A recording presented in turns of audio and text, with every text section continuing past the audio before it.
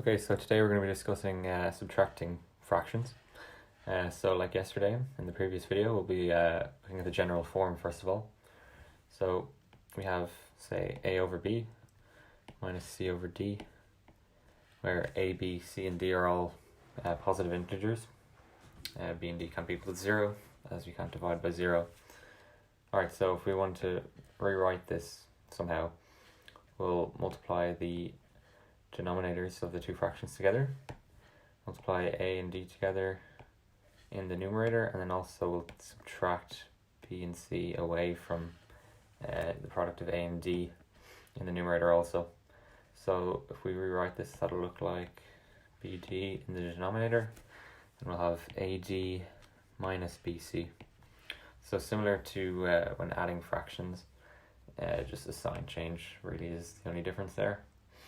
Okay, so we'll look at some examples now.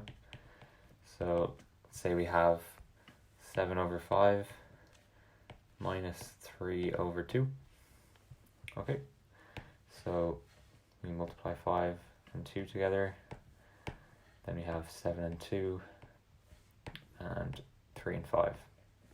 Okay, so that would look like 5 and 2 in the denominator, 7 by 2 minus 3 by 5. Alright, and then multiplying out, we have 14 minus 15 all over 10. So this will equate to minus 1 over 10. Okay, then we'll look at a more complicated example. We'll add and subtract fractions here.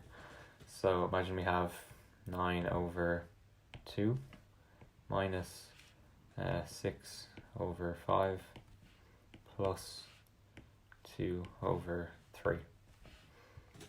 Alright, so we'll just deal with this part first here. We can ignore the plus 2 over 3 for now. Alright, so we'll use our general formula. So in the denominator we'll have 10 because we multiplied 2 with 5. Then we'll have 9 times 5, that will be 45 minus 12. And then we'll have plus 2 over 3.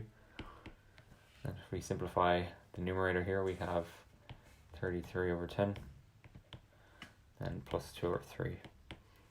And then from the previous video, we know that the general form for this would be a over b plus c over d, and then we'd have bd ad plus bc.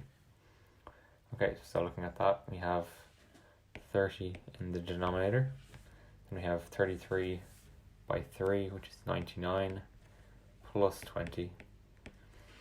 So that'll equate to 119 all over 30.